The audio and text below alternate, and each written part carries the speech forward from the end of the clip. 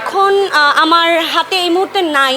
Nervous কেন দেখে মনে হয়েছে, কি দেখে মনে হয়েছে আমি নার্ভাস? আমার আসলে ফিউচার প্ল্যানিং করে আসলে কখনোই কিছু হয় না, বা আমি করতেও পারি না। সব যা হয় সব ইনস্ট্যান্ট। মানুষের ব্যস্ততা আসলে স্পেসিফিক করে বলা যায় না, তবে প্রত্যাহিক জীবনে তো অনেক কাজই থাকে এবং সেই কাজের জায়গা থেকে আসলে প্রতিদিনই কিছু না কিছু কাজের জীবন জীবিকার জন্য অনেক কাজই করতে হয়। সো এভাবেই আসলে এভরিডে কেটে যাচ্ছে।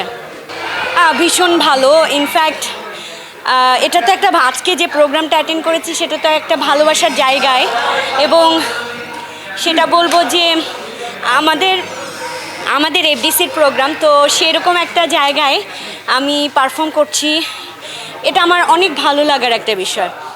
ভীষণ এনজয় করেছি, যদিও একটু সিক ছিলাম, এর জন্য খুব কম প্র্যাকটিসে আজকে পারফর্ম করেছি, বাট আলহামদুলিল্লাহ। আমার আসলে ফিউচার প্ল্যানিং করে আসলে কখনোই কিছু হয় না, বা আমি করতেও পারি না। সব যা হয় সব ইনস্ট্যান্ট।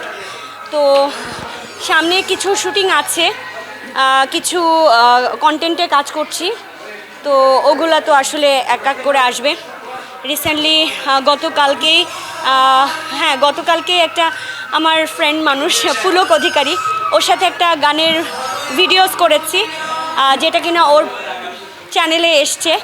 সো এরকম টুকটাক তো কাজ করাই হচ্ছে, আর এর মধ্যে ড্রামাতে কাজ করা হচ্ছে। সো এই তো, বড় পর্দায় এবছরে দেখা গেছে আমাকে, যদিও পুরাতন সিনেমা আরও অনেকগুলো ছবি আছে যেগুলো আসলে মুক্তি পায়নি, তো সেগুলো কখন কোনটা ছবি রিলিজ হবে এটা আসলে আমি বলতে পারি না। আর নতুন ছবির কাজ এখন আমার হাতে এই মুহূর্তে নাই। সেটা হচ্ছে ওইভাবে না বলার কিছু নাই।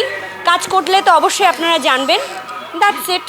হ্যাঁ, নিশ্চয়ই দেখা যাবে। এখন আর ছোটো পর্দা বড় পর্দা বলে কিছু নেই। বড় পর্দার সব কন্টেন্টই ছোটো পর্দায় দেখা যায়, সোশ্যাল মিডিয়া। ছোটো পর্দা মিনস সোশ্যাল মিডিয়া।